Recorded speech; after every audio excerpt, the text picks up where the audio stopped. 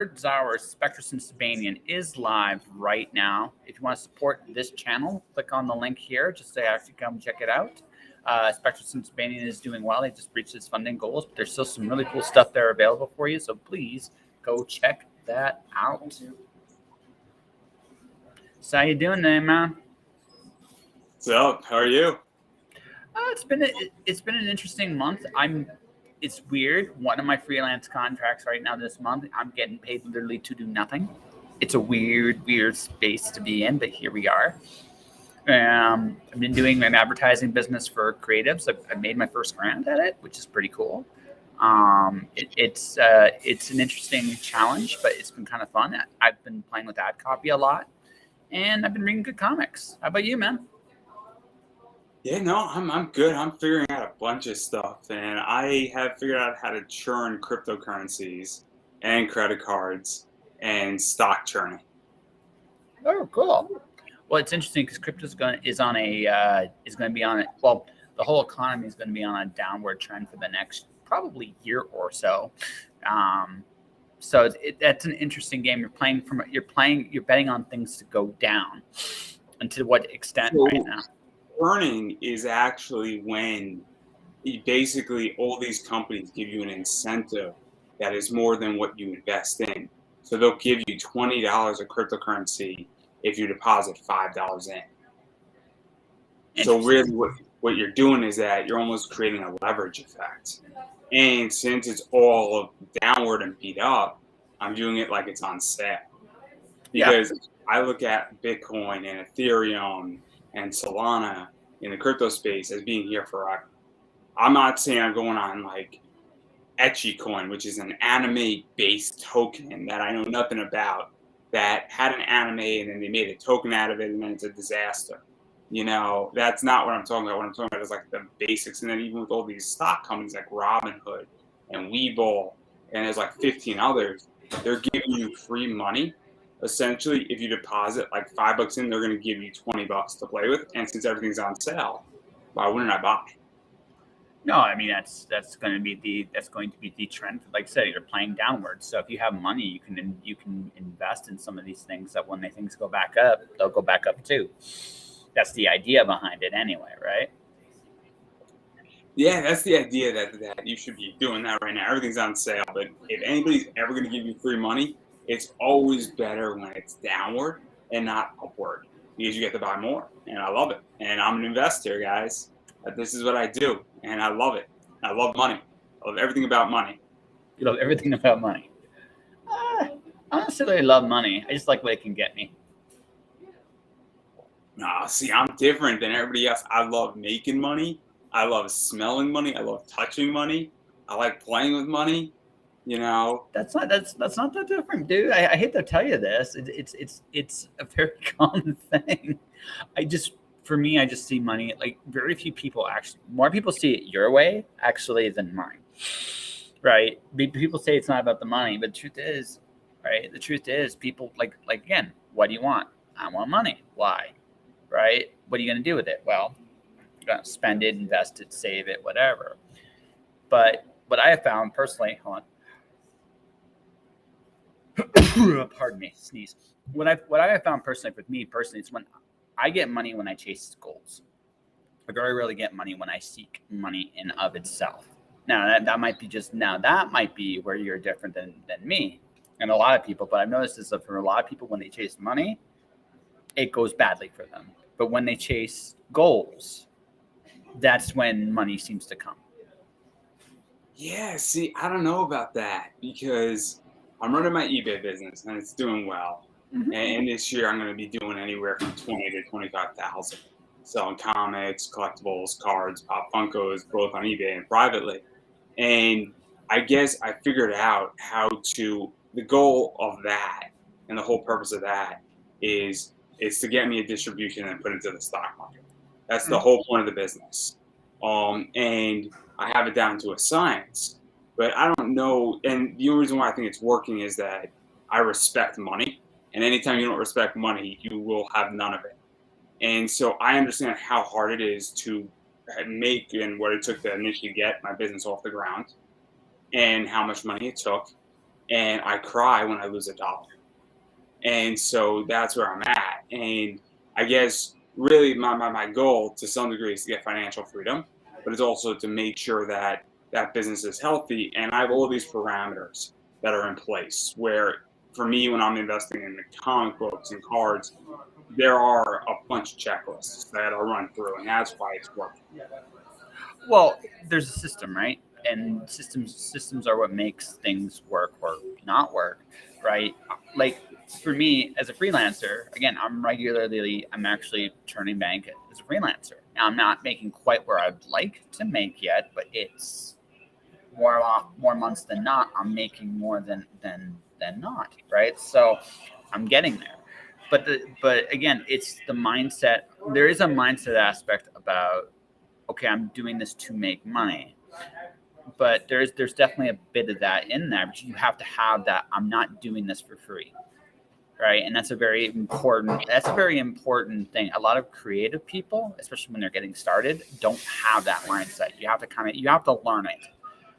But again, for me, I just remember when I went to fix my teeth up here. But these teeth were all busted, ready to get destroyed, and I within a year, I got the money up to fix my teeth. Like money came to me when I made the goals. Like I need to fix my teeth. I need to make this happen.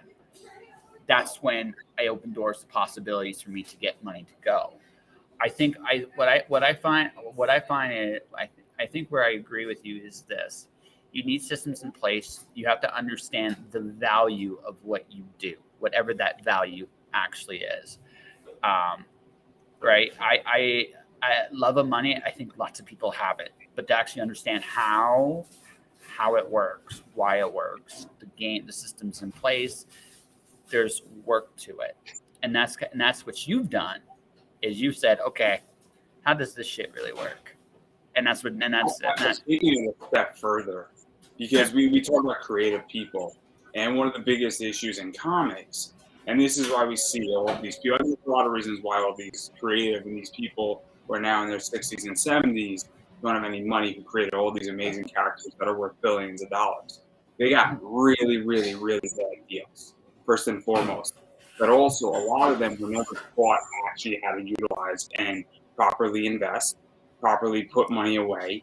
And it's an issue when you're freelancing and you're a work for hire or you're a creative, is that if you don't have a financial education and you're not putting money aside every single month and you're writing a book and you're profitable on it, you're not putting it away for a rainy day, all of a sudden maybe you have a crisis in your life. Maybe something happens, your car breaks down, and you don't have all of these, I guess, systems and parameters in place. You're behind the eight ball. And then all of a sudden you get to the age of 60, and then it's like, well, what the hell just happened? I have no money. And so what I've done in my eBay business, I take a distribution and it goes straight into the stock market, into a dividend producing asset that then produces me cash flow. Because I realize I'm in this space, you're in this space, and hopefully both of us are never ever going to be here. But there could be bad months. And so you need to prepare for those bad months, and you need to have an emergency fund, and you need to say, okay, at some point this can all end, or I could have a bad year, and nothing could be hitting in my comic book, nothing could be hitting in my writing, or maybe something like COVID happens again, and now everything is delayed by 6 months, and you're like, oh shoot, what do I do now? And so that's what my eBay business really is for. Is right now collectibles are really hot. I'm purposely taking distributions and then investing it so that when things go wrong, I have an asset that produces. And I think that's the biggest issue in comics right now is that what do you do to make sure that, God forbid, you're an artist and your hands get chopped off? You're out of luck. What do you do then? And I think a lot of people in this field don't have that. And they don't even have that mindset. And they're not even thinking about it. And that's my biggest issue with comics right now.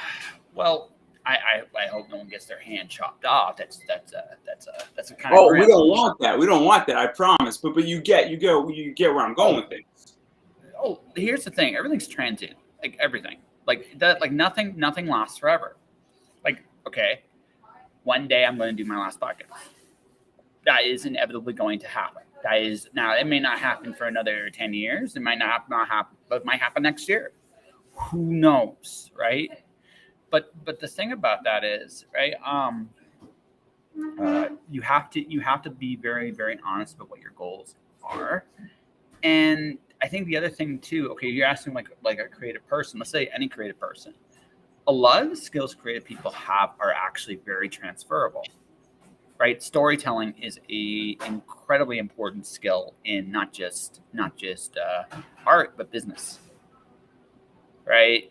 There's a huge crossover between both of those skills. But again, it's thinking of your skills as in terms of a business. That's the thing. It's not always about the how do I put this? It's not always about the um, immediacy of the story or thinking in terms of the art or creation. It's thinking in terms of, okay, I have a skill. What can I do with it? Beyond what I want. And don't get me wrong, at the end of the day, you should be going for what you want to do with it.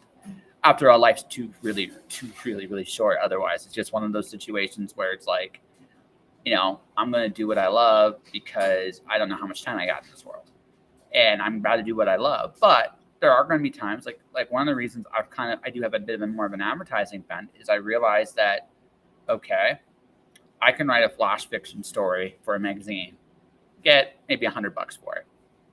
I can write the same length for ad copy and get $1,000 for it. What makes more sense for me financially to do? Now, that doesn't mean I won't do a flash fiction story, but ad copy and flash fiction are essentially the same skill set. So why wouldn't I just use the one skill set to make myself a fuck ton of money? I mean, ad copy's fun. I mean, ad copy is a skill of its own set. Mm-hmm. People are really good at writing ad copy. I mean, there's real money in it. Mm-hmm. I mean, obviously, I'm a big guy who loves funnels, and I am not a good ad copywriter, but I know what good ad copy looks like, and that's a skill in and of its own set as well. Oh, absolutely. You need to know what ad copy, what bad ad copy looks like, what good ad copy looks like, how to tweak bad ad copy to make it better, and that's a very useful skill that a lot of people need to know. Well, it's most people don't think it in those terms. I think a lot more people have more skill at this than they realize. Especially like if you're an author, you can do it. Doesn't matter who you are, you can do it. It's just understanding the nature of the story. I just threw a fun little. I just did a little experiment right now, and that's what I did was I dug up my Aurora Award yesterday. I feel like I went to my storage locker for the first time in like 3 years because I've been out of town. So I go to my storage locker and it's like, hey, I remember also I'm surprised at some of the other things I have in there. It's like, oh crap, I didn't believe it. I forgot some of the stuff I had. But the important thing was I realized like, hey, I might be able to do something with this. So I did a little experiment. LinkedIn versus I've been doing most of my ad copy on LinkedIn. I did with the expectation that Facebook, I wouldn't get the same response. Right? I wouldn't get necessarily the same response. But I tried a little experiment with the Aurora Award today, and Facebook got a ton of responses. So, and I'm getting clicks and stuff, checking out my advertising services. So it did exactly what it was supposed to do. Right? And now I have an angle. It's like, okay, I think I know how to do Facebook ads now, without actually having to necessarily pay for my Facebook ads to do it. And it's like, okay, I just tried something. And I learned something. And the other thing too, not all sales copy looks like sales copy. And actually the best sales copy doesn't look like copy at all. Yeah, no, I agree. I agree completely. I mean, I'm a big proponent of ClickFunnels. And I mean, the way they teach it is hook, story, offer. Now, your hook could be an offer. Your story could be an offer. Your offer could be the story, and then you could just throw it right out there. And then you could do a lot of stuff, obviously. And a lot of other people have different things. And obviously, if you look at any YouTube ad, you look at anything in that realm, I mean, obviously, you go on YouTube and Grant Cardone's a great example of this, where the way he does 4 ads that are the exact same product differently, there's a reason for that on YouTube. Sure. I mean, people have broken it down, and it's a real skill, and it's something that's special in a lot of ways. And I think anybody can learn it. but it's the question that do you really want to learn it? Or you just gotta do it. Like I again, as a general, now I didn't do it through like the previous 2 days because I released an ad. That's a better advertisement than and right, my ad for Kurt's ad, and I've released it everywhere. It's like that's a better ad than me writing something down. Picture's worth 1,000 words. Just go with that. But today I did again. I did a little experiment. Like, you know what? I'm thinking, what's my story today? And so I tried something. So I tried something a little different, and it worked, or at least it worked better. I figured out something about Facebook. But the thing about it, again, ad copy by its general rule of thumb, it's about you have to divide the audience from who's interested and who's not interested right away. That's the biggest thing about it. And so everything you do has to target that feel, that thing. And once you understand that, okay, so you divide and then you persuade. And that's the whole name of the game. And like again, are you going to bat 1,000 every single time? Nope. But you are going to, like I said, it just you realize that it's about practice. It's about getting it out there and figuring it out, getting to whatever your groove is. You're still telling a story every single day, and that's really what it's all about. Yeah, no, I agree. I mean, I'm going to be doing something in October, and I already know the story. I know exactly how I'm going to be playing it out, and it's going to be fun. And obviously, I got my hook story offer, and also the area I'm in is I'm in the collectible space, so it's the audience and understanding who I'm targeting is very helpful to understand as well. And obviously, different groups respond differently to different things. Yeah, and it's also all about how you want to package things too. I mean, people care about a lot of different things, and it's how you make something that it looks X look like Y, and people go, "Oh, I get it." I mean, I love this space, and I find it fascinating. Yeah. Well, like I said, I've been dabbling with it for a little bit now. It's also good because again, for the back of my books, back of the books are ad copy too. Like back of any book, like you're trying to persuade someone what your story's about, and the best way to do it is with ads. It's just that's just how it works. But you just do it slightly differently because again, it's like, well, someone's going to be glancing at your book, so where are you going to actually write about? Now, if you're the Wheel of Time or you're Stephen King or you're J.K. Rowling, you probably won't see too much ad copy because their name sells the book. So I have a question about you on this because obviously I come from the comic world and I come from the variant world, and so for me, I have not looked at the back of a book in a long time. When I'm going to Barnes and Noble to pick up a novel, I'm looking at the title and I'm saying, okay, what's this cover? Because I'm glancing real quick. And so I look at ad copies and the blurb on the back of the book last.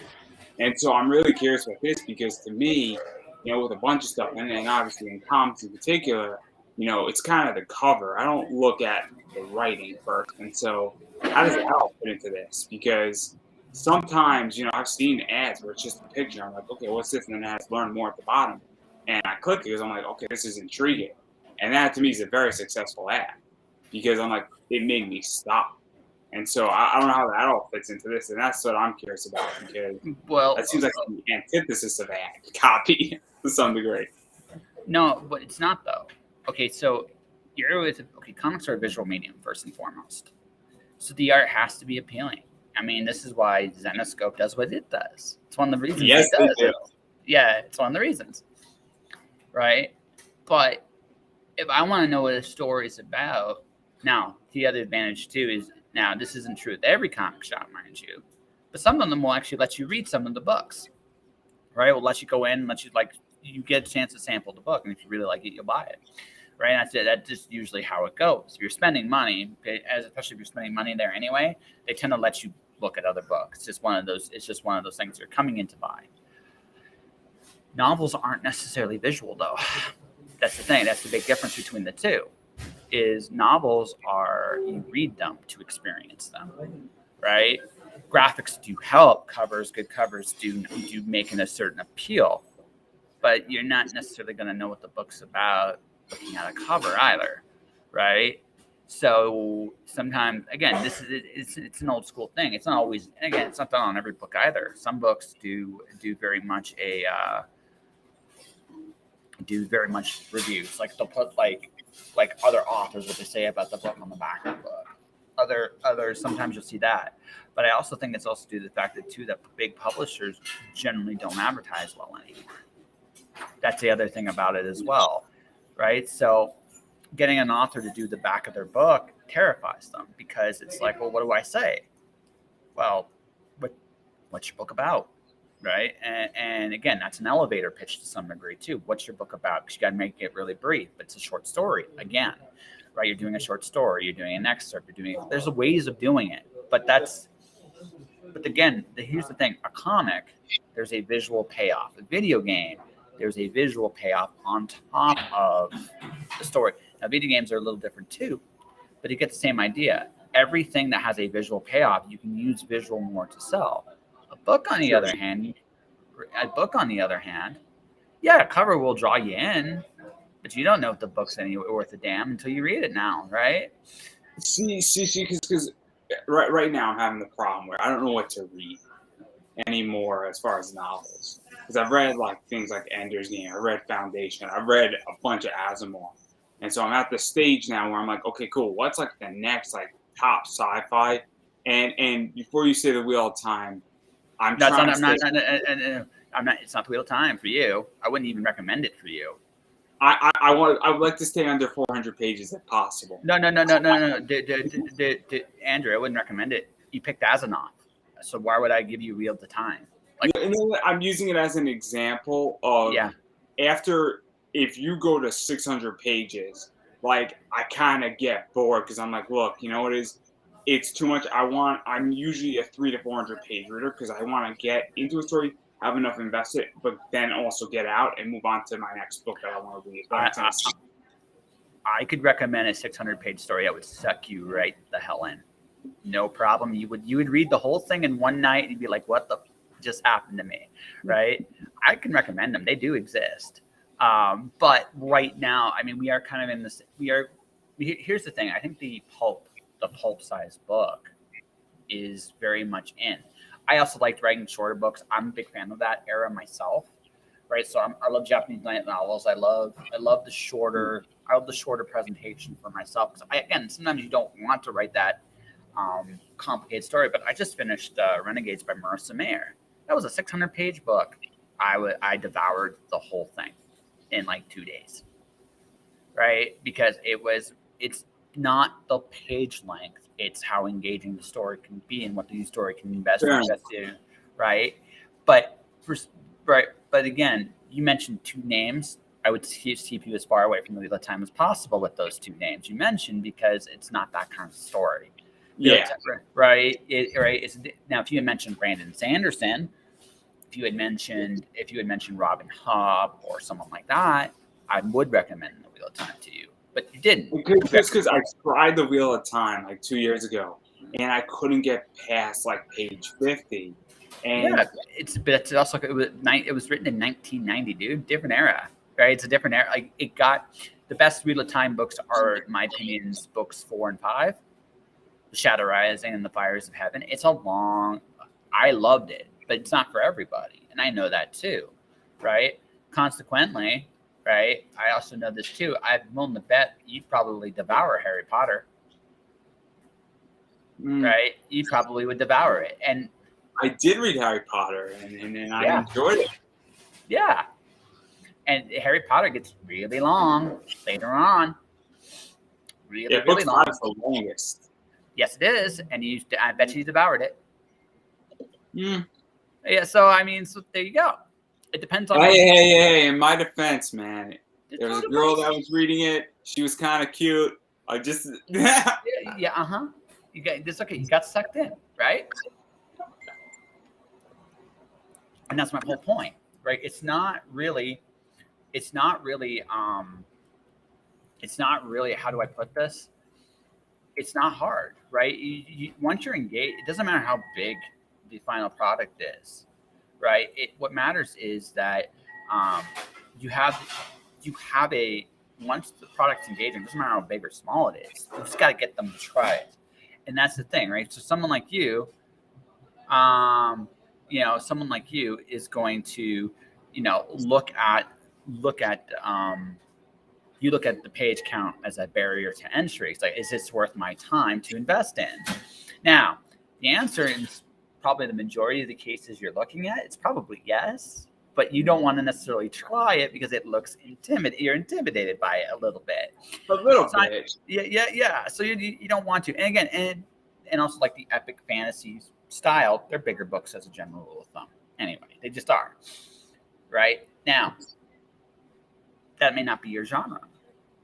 You might like thrillers. You might like urban fantasy. You might like. I'm more like into sci-fi. I'm more into military type books. Like I love like a good like war type story that sort of got a science fiction element to it, and there's like military lingo in it. Because that's like my jam. And I'll read like a 900 page one of those because that's like my entire background. I spent a lot of time at BSOs, and that's like my thing. Is like it's like a comfort zone for me. And that's the other thing too, is that like I don't even know what to look at anymore because I feel like I've read so much good stuff and I want to read more of that stuff. And that's like my problem. I can make two recommendations for you right now, just military sci-fi that you probably just have you ever read David Weber?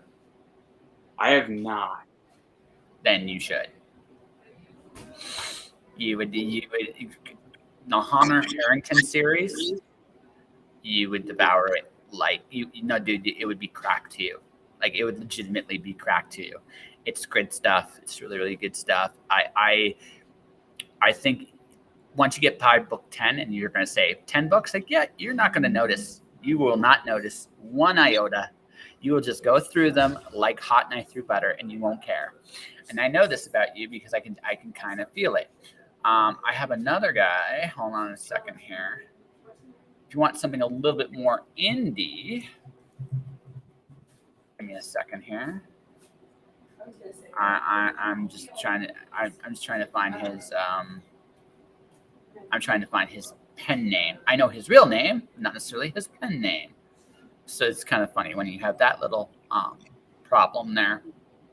But I think it's Jacob Green, but I could be wrong on the name there. So I'm gonna make sure. There's another, and he does military sci-fi, and he's great at them. He's absolutely phenomenal at them. And hold on a second here. I'm gonna see if I can find him because he's a friend of mine. I'm gonna recommend a friend, right? But here.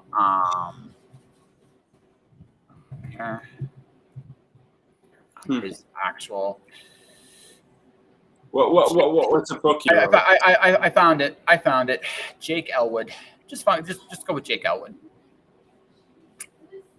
There you go. Yeah, I don't remember that. Yeah, Jake Elwood. You will love that.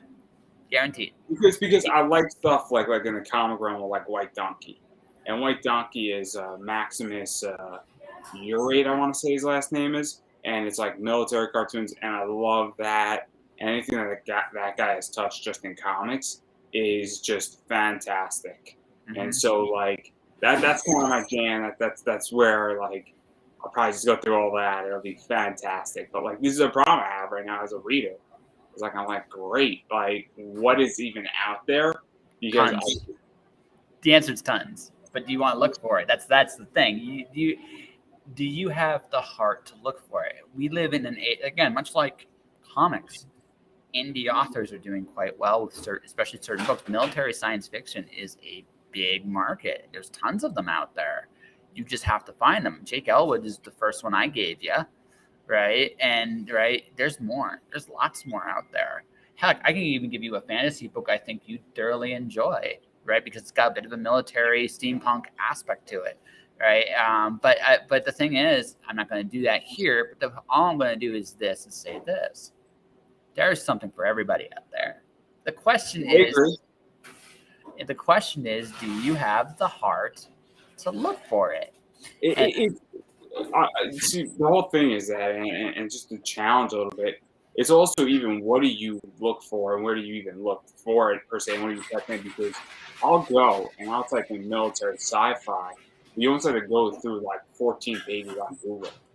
And like that's the problem too. And also it's just like time constraints right now is that I'm like, cool. And then it's also I'm always scared with indie and even with indie comics now is that who is this person? What's their track record? And I'm like, am I gonna go and pick something up and then be like, oh man, this is not good? And it's kind of hard because for me, what I'm seeing is that I'm seeing that, and this is just my experience on Kickstarter this year, is that half the projects I backed were good and half of them were not. Mhm. And I thought that they should have been better. And I think that it's not. And I also look, I'm a big proponent that you got to give somebody an opportunity, right? Sometimes, because usually if it's a first time creator, that first thing they push out there is not going to be their best Mhm. because they're going to get better. Hopefully. And I'm rooting for them to get better. Don't get me wrong. It's kind of like your first podcast and my first podcast were not good where we are today by definition. I think you would agree with me, right? Oh, sure. And so whoever was your first guest and my first guest, we should probably thank them very much for putting up with both of us getting better, right? Like, Oh, I've always had fun with my guests getting on the show. Like they've all had a good time, but I've gotten better as a producer, and that's where my biggest area of growth has been. Also, how I mean, I've gotten looser, but I've done this for so long. It's not even like yeah. But but here's the thing. It's like this. I look at it like this. If I hate a book, here's the thing. I don't feel obligated to um go beyond a book. Heck, I don't even feel obligated to finish a book anymore.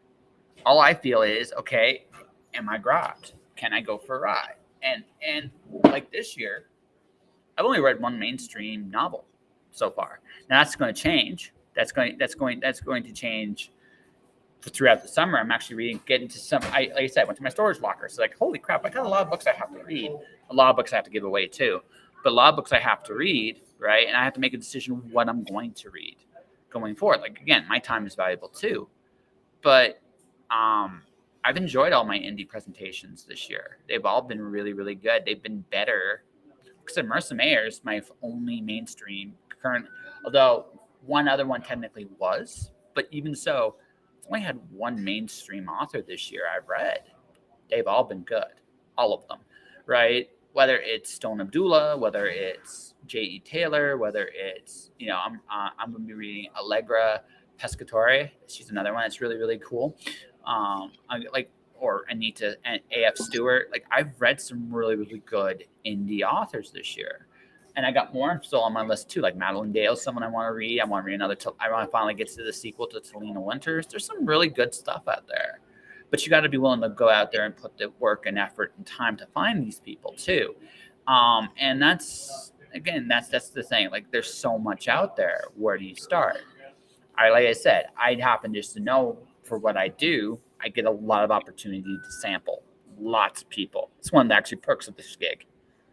yeah, I know the feeling with comics, and that's why maybe it's like maybe I'm a little bit jaded because I see stuff and then I'm like, oh man, I get to see it, and then like I'm like, oh, certain things hit, certain things don't, and then also you then because one of the things that I don't know if you're like me, where I view my project and my show, and I'm like, oh man, this is a cool book, and now I want to back it because the person gave me 12 pages and I'm like, oh man, I want to back it. And maybe I'm expecting a higher expectation because I'm privileged to sort of a preview. And then it didn't live up to what I thought where it was going to go. And I'm like, ah, and and maybe that's a me problem. I don't know. I have it so because I've completed some projects like creatively on my own. I can respect everybody no matter where they're at. Right? Like I look at you know I look at especially first issues in comics. They're so hard to do because I think one of the biggest things I notice with a lot of comic book projects is they don't always ask the question right away, what's my story really about? Some of them do. Some of them are great at it. Some of them aren't. Some first issues that struggle to figure out that voice. Second issue, they figure it out, usually. Right? Now, it's not always the case. Some books, but I also realize this too. They're putting out a story, they're telling a story, and they're learning their craft the only way you can learn your craft today. So again, I may not be not everything I back, I think I'm going to support forever. Now, there's things I really love. I've enjoyed Matt Knowles and Steph Cannon. I've enjoyed, Rob Multari's stuff. It's been really fun. He's very old. He reminds me very much of an old school comic book thing, right? And up until very recently, Snowpaw, the second issue of Snowpaw, or the first issue of it, was my favorite book this year because I thought it was really fantastic. But I mean, I'm going to be reading some other indie stuff this year. I'm still going to be, and mainstream stuff. I mean, there's some still great stuff there too. The thing about the mainstream stuff is there's a polish because they understand their formula and they kind of know where it is. You don't always know that as an indie right away. Sometimes you have to figure that out. So I give people a lot, especially if they're doing it themselves. I tend to be a lot more sympathetic to people that are in that boat than I am to people that already have that established stuff, right? And that's just kind of where I'm at. I agree. In which that there was a book and there was a project that I gave it to its second issue, and then after its second issue, I was like, hey, I don't think this story found its voice, even by its second issue. And I was kind of saying that, and the way I viewed it is that it was about 4451 and 2, and that could have been put into one issue, both of those. Sure. And I felt that it was a little bit too much, where I didn't need to know that the character was a horrible human being over 44 pages. We could have done it in 5, and so, but I also understand that, look, you're trying to experiment, and that's why I gave it a second issue. And then after that, I was like, okay, we're now starting to get into the heart of this story, but I kind of lost confidence, I felt. That's your call. And that's your call. Maybe I'm wrong, and maybe I'm going to pick up the trade paperback and I'm like, oh, man, I made a bad call. I'm going maybe you are, maybe you're not. Look, here's the thing. No one can tell you what you like and what you don't. There's no crime in that. Whether it's indie, I wanted to like it though. That's the problem. See, it was a thing, and I wanted to like it. Like that's the problem. Oh, it's terrible. Sometimes you have this idea what you want it to be and what it actually is, and you accept it. That's it. You just accept that this is it, and it's not necessarily for you. This is where I've gotten older and wiser. If I don't like a book, I put it down now. I'm not a completionist anymore. If the book doesn't tick, I got better things to do with my time. Like anything. I've hit that point. Now, I'm now saying that I'm never going to tell somebody your book sucks or it just didn't hit it for me. There are mainstream authors that don't hit it for me, that I can acknowledge are really, really good. Right? They're really, really good. They're just not for me. Yeah, no, I get that. Look, it is what I teach in my personal life and how I function. It's not for everybody. And I completely get that. Like I like death metal, like synchro metal, and all this weird music. And I get that somebody is not going to like what I like. I also get that I'm not a big opera fan, right? But somebody might like the opera, and I'm not going to say don't go to the opera. I'm going to be like, hey, that's cool. You're going to have a hard time bringing me to the opera, but that's okay. Yeah, well, so comic-wise, right? So there are people I have yet to actually support that I want to support. A good example of that is my buddy Rodney Pike. He does great stuff. I like his stuff. I just haven't found. Now, one particular project I'm actually involved in. So for me saying I love it would be like a conflict of interest because it's like, yeah, I put it together, right? I liked his Pitter Patter book. I thought that was a fun book. And yeah, I thought that was yeah. book. Yeah, and so I edited the final issue of Roadkill Rampage. So I know where the series. Like I came in and I kind of say, okay, this is what you've done, blah blah blah blah blah. And he's great. He's great to work with. But I can't honestly say I can't without a conflict of interest say that the book is good, right? It's a conflict of interest thing, right? Not now. I think it's good. I think Rodney's a great storyteller. He has one of my favorite lines in all comics I've ever read is in that issue. I love it, right? But I also worked on it, so I can't really put. Again, it's a slightly different. I'm proud of it, but I can't say. But I don't have this. I can't enjoy it quite the same way something from the outside. Ronnie Spitfire is awesome, by the way. It really, really is, and something I'm definitely gonna try to I know support. the feeling about certain things, and obviously conflicts and all that stuff. So I get it. Yeah, that's it. Like that's where I'm at. Like and there's things I do I think are great, right? I think are awesome, but I don't know. When I get it out there, it's like shrug. I don't know if you're gonna like it. I think my Alice stuff is awesome. I think I have the best Wonderland ever. That's my opinion. I It doesn't enjoyed it. mean that, I yeah, enjoyed it because I actually read it. And look, I'm not a big poetry fan, and I'm the first person to admit it. I went in and said, "Oh, it's just poetry, right?" And I actually came out a lot better. And I was like, "Man, it's actually pretty talented." I yeah. take on it, and I'm not saying that because I'm on your show. But it's the idea that I'm not a big poetry fan. It's not usually my cup of tea, but I do like Alice in Yep. Wonderland. And I thought the Yeah. Greek stuff was interesting. I thought the take on it. I thought the idea that she's going after and the story that was going on was a very interesting spin on it. It's like, okay, we're sort of shaking the bottle up a little bit, and I thought it was well written. Mhm. That's it, right? But that's my opinion. I can't honestly go now. I can say I think it's awesome. Doesn't necessarily mean people are going to agree with me. And I'm a good again. The important thing is I'm good with that, right? And I realize it's not going to be everybody's cup of tea. I'm also good with that too. Next book I do is going to be more of a traditional novel. Guess what? It's going to kick all kinds of ass. But here's the thing: it's my own. That's my own take, right? I can't promise it's going to be good by anybody else's standards. I can only do the best I can. But keeping that in mind, that's what I think about with everybody else with their projects too. They're doing the best they can.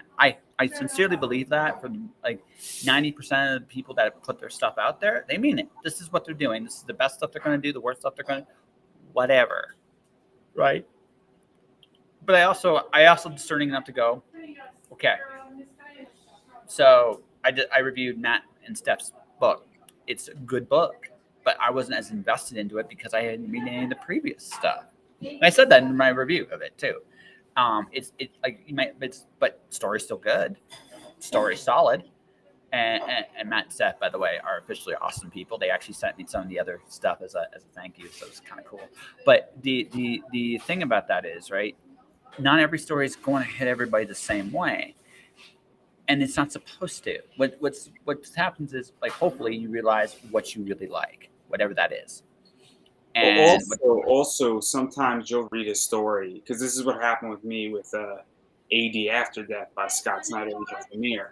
Is I read it and I was in a bad place when I read it and I reviewed it, and I had a pretty interesting review on it where I was like, "Oh man, it's a little too much prose for me," and I wanted more of a straight comic and not prose with comic. Mhm. And I mean, I was very open about it. And I kind of wrote saying I thought it was a little bit lazy to tell a story that's supposed to be a comic, and I was a little annoyed at it, honestly. But fast forward 3, 4 years later, I'm like, okay, maybe I'm getting what was going on. And that's the other thing about things as well, where different books can hit you differently at different times. I mean, I'm sure Oh, that sure. you've had that too, right? Mhm. Yep. Okay, so I'll give you an example of an author I'm not quite a fan of, but I think he's really good. And that's Neil Gaiman. And the reason I say that is because I read Ray Bradbury and I read Charles DeLint first. If I had read Gaiman before probably DeLint, I'd be a bigger Gaiman fan. I still think Gaiman's good, but he never hits me the same way he hits some other people. And it's not knock to Neil at So all. I'm actually gonna see. This is how I feel. So I've read Neverwhere. I love Mm-hmm. It's a good book. Neverwhere. I enjoyed the story.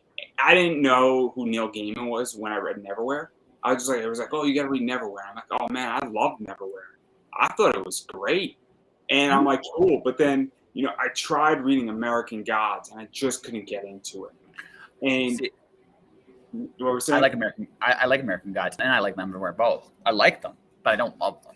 Right? And that's the thing. Like I can acknowledge they're good, right? But they don't. But if you're going to give me a choice between Neil Gaiman and Ray Bradbury, I think Neil would actually say the same thing. I'll go with Ray Bradbury. Ray Bradbury hits me in a very, very hard, like he's the but again, I don't think Neil Gaiman would argue with me actually on that one. He'd probably say I choose Ray too, right? But and I say this because one of my favorite thing Neil's ever done is a collection called M is for Magic. It's an homage to Ray Bradbury's R is for Rocket, S is for Space. It's a homage to it, right? So I See, I don't know really. what you're talking about. Like, I know exactly what you're talking about. Yeah, right. But that's this thing, right? I read Neil. I don't think he's bad, but he doesn't hit me like Ray Bradbury does or Charles Dillent does because I read them first, right? I think Terry Pratchett's brilliant, but if I had read Kurt Vonnegut first, maybe I wouldn't think he's as brilliant, See, right? it's interesting because obviously I read Fahrenheit 451 before Mm-hmm. I read 1984. So Fahrenheit hits me differently. When we talk about dystopias, I go right to Fahrenheit 451 first. And I do a panel that incorporated Fahrenheit 451, and people would say, "Hey, why don't you do 1984?" I said, "Look, I love 1984, but I read Fahrenheit first, and it's just one of those things where one of them just hit me first." And I don't know how to explain that to somebody saying, "Look, we could talk about 1984. This works somewhat with 1984, but one of these things was read first, and it just fitted in first, and I perfectly Fahrenheit 451 just on a personal level, and so but again, it's weird because if you read one person's idea first, and then you see that idea 15 other books later, it doesn't matter who was written first. I guess your impression of that is Yeah. that if that makes any sense. Well, like my next book release, graphic, it's actually going to be a graphic novel written and illustrated by me. It's a homage to Fahrenheit 451. Like that is one of my favorite books of all time because it's the only book that's ever scared me. Right? So let me ask you a question. I got to ask you the question. What was the scary part for you in that book? The scary part for me was the fact that I recognized the fact that people, the lack of empathy in people because they were afraid to experience anything. No world without books, reading, imagination, wonder, magic, like those things, that terrified me. It still does a little bit. I mean, we live in a world today where we have more access to this stuff than ever before, but very few people utilize it to any of its potential. And that's just right. So that idea and the idea of are you happy? The first time I ever saw that question was in that book. And it made me think about the world in a really, really different way. Now, I read Orwell right after I read Aldous Huxley's Brave New World. Then I read George Orwell's 1984. Now, the Index in 1984 is brilliant. I think it takes it to the next level. But the story doesn't hit me the same way because of how because again, I read Ray Bradbury's story and about Are You Happy and Tears in the Rain and the kind of like there's a really haunting quality in that book.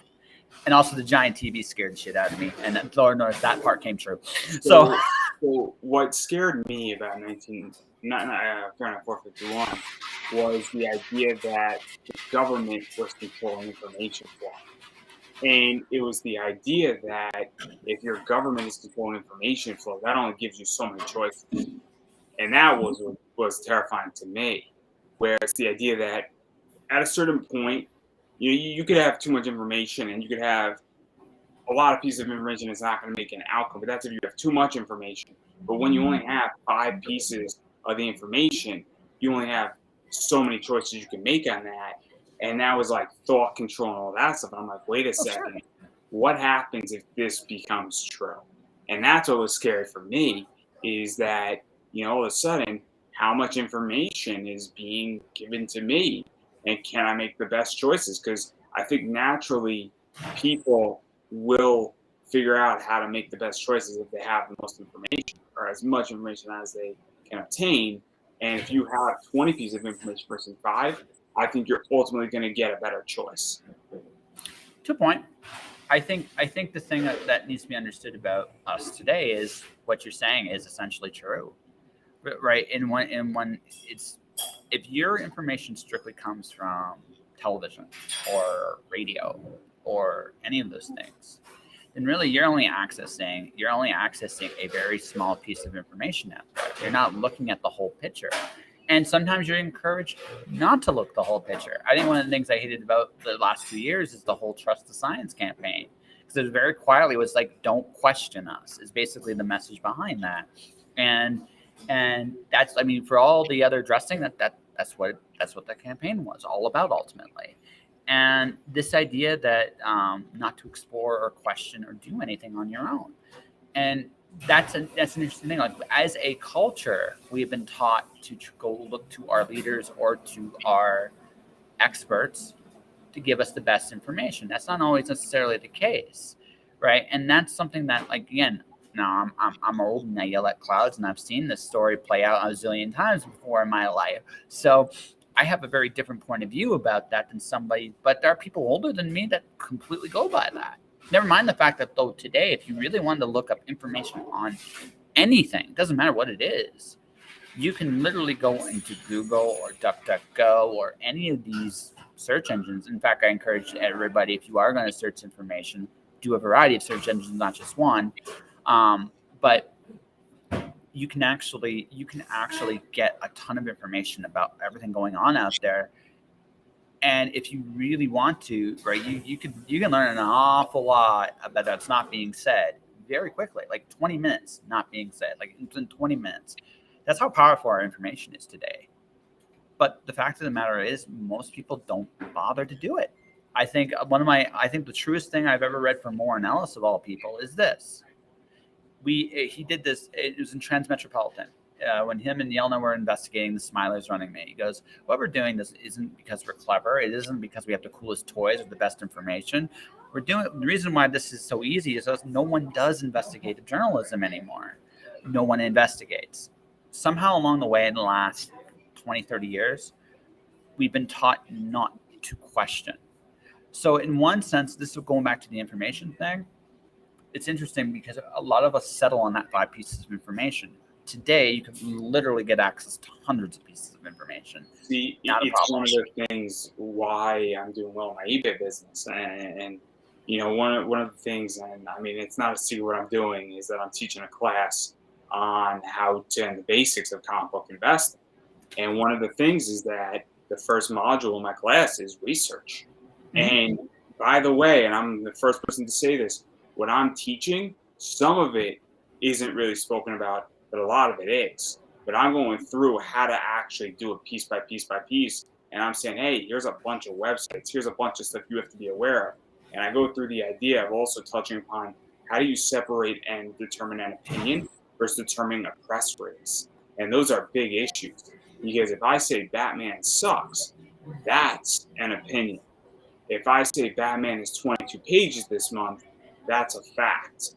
And I think that that's a big issue too that's going on right now in our society, is that facts and opinions are mixed up, and that's where things get confusing. And so, you know, you could go and spend 20 minutes, but you also have to say, hey, you know, and I think that's what my generation has lost. And I'm terrified for the generation, because I'm 29. I don't know how old you are. Are you around my age? I'm 40. Oh, snap. I thought you were way younger. My bad. See, like I know I don't look at. I look like I'm 12, kind of. You look younger than me. That's the problem. Mm-hmm. Yeah, I do. I know. I look damn good. It's true. But anyways, no. The thing is, I was like critical thinking wise. Ego aside here for a second. Critical thinking wise, my generation was taught there was a lot more emphasis on critical thinking when I was in school than when you guys were in school. Now, from a knowledge standpoint, right, you guys are way better than us. You have way more access to way more information. Like, the amount of information, as I can see the generation younger than me makes me feel like I am not smarter than a 5th grader at all. But putting the information together, understanding where the connections and how to actually do your individual problem solving, that has been deliberately diluted. It was diluted with my generation too. I compare what my dad could learn. Yes, we have calculators and machines that can solve these problems for us faster, but I don't even know how to solve some of the problems he knows how to solve. I don't. He's got but he was taught that, because again, the biggest difference between education today and previous generations was education today doesn't focus on teaching people how to solve their own problems on their own. My generation focused on it a little bit. Previous generations to me focused on it a lot more. It was more of a required skill back then. Now what's happened is I will read the news, for example. News is fourth grade level stuff by and large, right? But it's also ad copy. Ironically enough, going back to the ad copy circle a little bit, right? It's ad copy for the most part. It's not it, right. It's designed deliberately to divide and then persuade whatever our segment of the audience is still there after it divides. That's the nature of news today. So if that's the case, then you can't really rely on, like, you're not, to understand an issue in its entirety, you can no longer go to a news source to find it. You actually have to go and do it on your own. Now, in fairness to people today, we don't always have time to do that. I don't have necessarily all the time in the world to research a topic I really want to. Sometimes I do. So things I really value, I do. But I don't have time for everything either. I mean, I can tell you that obviously I used to live in DC. I used to work in government. I'm clearly focusing more on money. Yeah. So I mean, and look, I know a lot about money. I know a lot about what's going on in the stock market. I'm fully understanding. I look at my stocks and my equities and my collectibles and a variety of other stuff.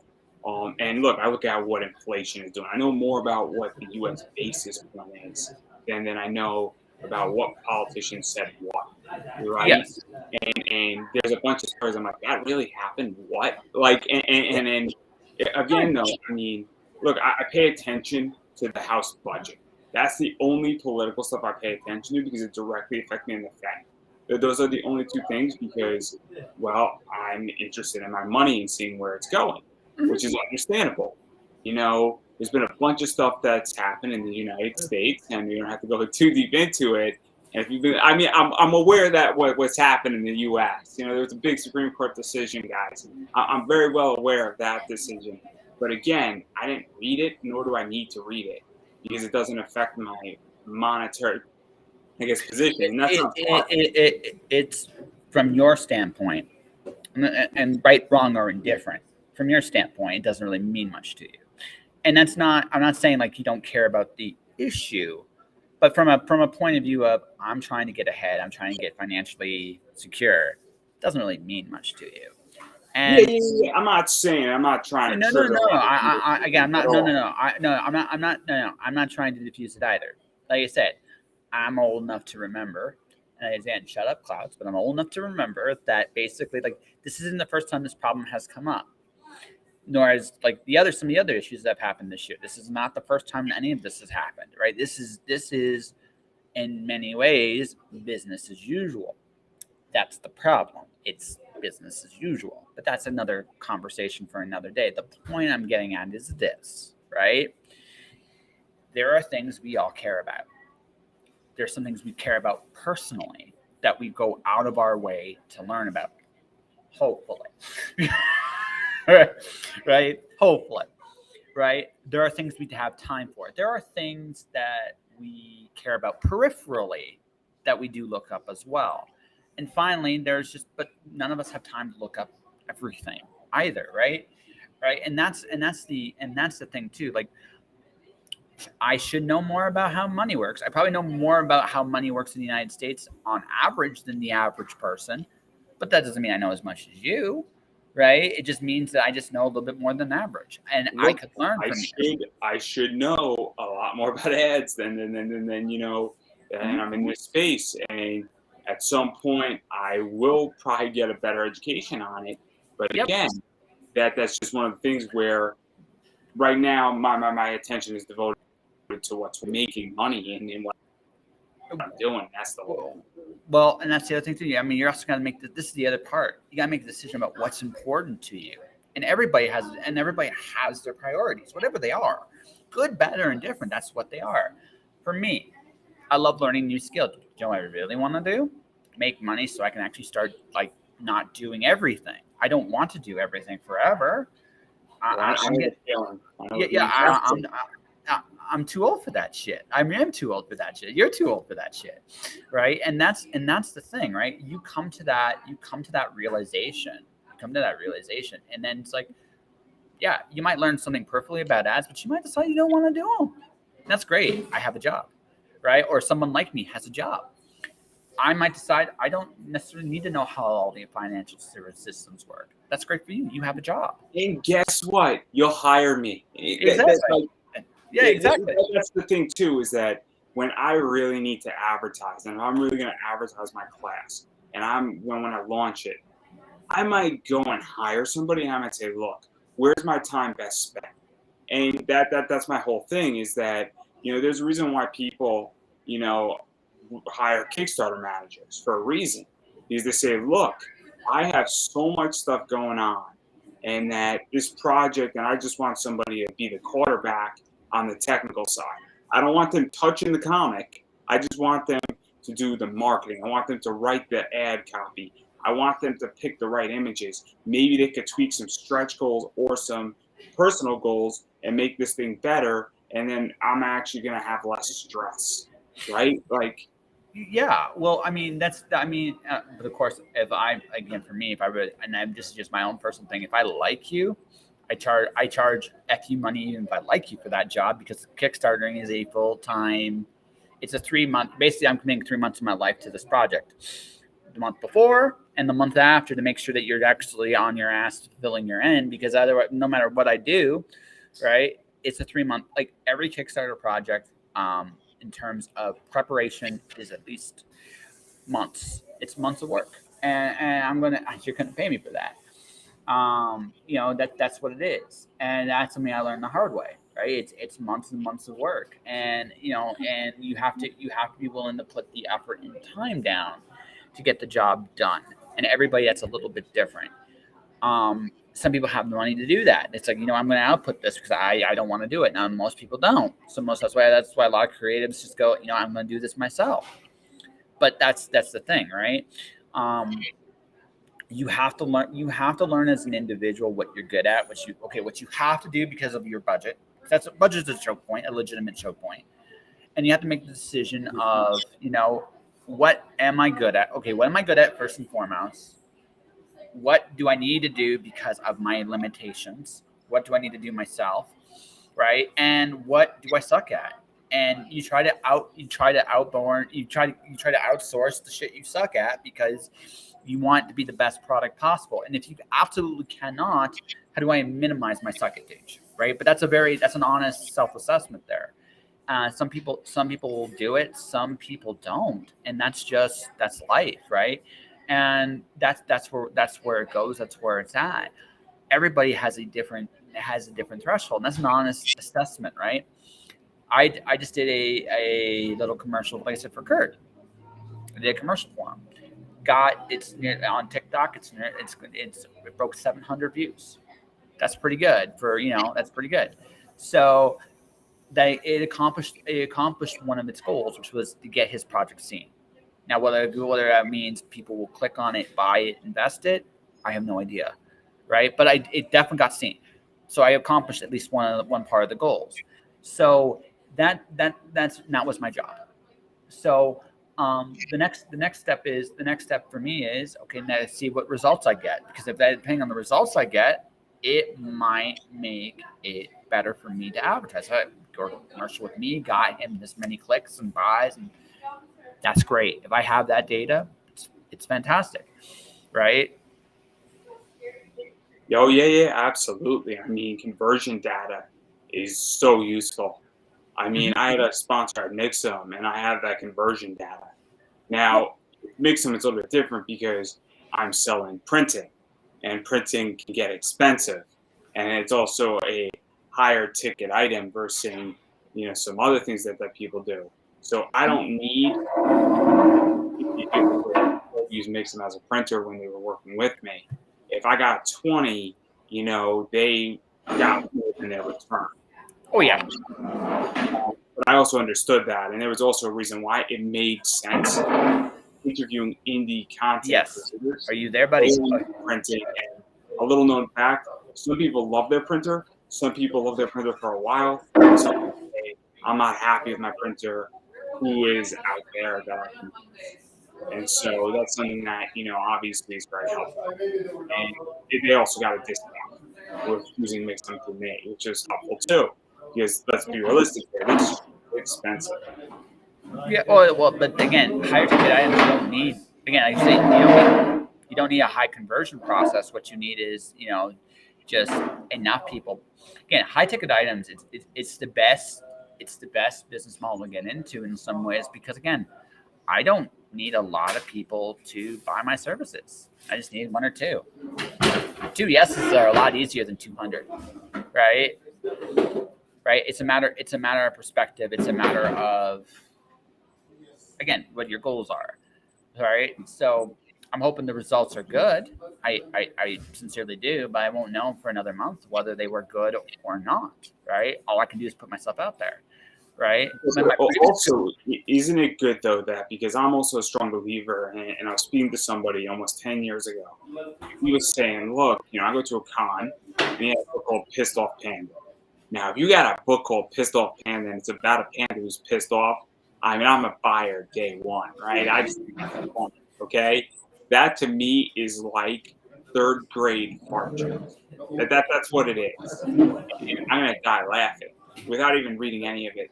But he was explaining to me, and this was 10 years ago when I first started, and this guy, Frank Powers, was one of my first interviews. And what he was saying is that it takes me 2 or 3 times at a con for somebody to be like, okay, I've seen it, and then they come back to the next one. So I think even being seen sometimes and just being out there, is helpful. Even if, you don't make a sale, just even something, oh, I see you. Like it took a while, 2 or 3 times, me seeing Zenoscope to be like, okay, what's this company? Right? And I don't think there's anything wrong with that. And I think sometimes being seen is more useful than even a conversion sometimes. Well, but again, absolutely. No, it's the job of advertising, when you get right down to it, is to get yourself seen. That's it. That is the whole of it, right? And especially, like I said, we're going into tougher times. They've already started. But I mean, when it hits, it's the people that are going to get seen and they're going to get the sales. That's why advertising is generally bulletproof even in tough times because you need that visual out there, and good businesses understand that. Not so good businesses, they stop advertising. They usually drop out off the face of the earth. That's just how it works, right? So, but there's lots of ways to advertise. For example, this is an advertisement for you. Coming on this show is an advertisement for Hey, you. everybody. Yeah, exactly. It's an opportunity for you to present yourself in a way that now, granted, I have a more casual show, but it's an advertisement. Again, this is advertising 101. Well, I'm just here for you, man. I'm just here for you. That's what I'm Yeah. I am more than happy just to be here for you. Oh no, I get, but I mean, that's the gain, right? It's a joke. It's a joke. Yes. In case anybody hasn't realized, I'm very relaxed right now. I've de-stressed myself. I am around on my show for another year, and when you get funding and you survive for another year going into tough times, your stress level drops by 50% immediately. Mm-hmm. Like, I don't think people understand. Economic stress is horrible. And so, like, legitimately, like 5 days ago, I found funding. And so I am good for another year, but I'm in the next 2 to 3 months, I'm going to be good for another, like, 3. I'm going to find things and take care of myself. But again, it's so much easier. If you hit me up last week, I would have been, like, frantic, and it would have been just, all right, but no, like I said, you've been there, and I know you've been there. I mean, it's weird. It's funny. I've had nothing, so it gives me a different perspective too. It's like I don't want to go back to that, but I'm not. What do I term? It doesn't stress me out the same way. It frustrates me more at this point than it actually stresses me. It's like again, right? Because I know because this is it's more familiar than I want it to be at this point in time, And that's kind of where I am at, right? So I'm now at the point now where it's like, okay, I think let's see if I can do my personal best month as a freelancer. May not seem like a lot of money, but I broke $2,000 about 2 months ago. That was my first time I did that. Now, right now this month we'll see what happens. Like it's still early, and I still got other things like happening, but we're gonna see how the month plays out. And I'm still at that point where I'm building a clientele base. And once I get to a certain level of clientele base, I'm going to be less stressed because I'm always going to have something rolling when I get a certain level of client base, right? And once I get to a certain point, I can raise my prices again, right? And then it gets less stressful. Then I fill it up, build my client base, raise my prices, do it again until I'm where I want to be, wherever that is. So. Yeah, see.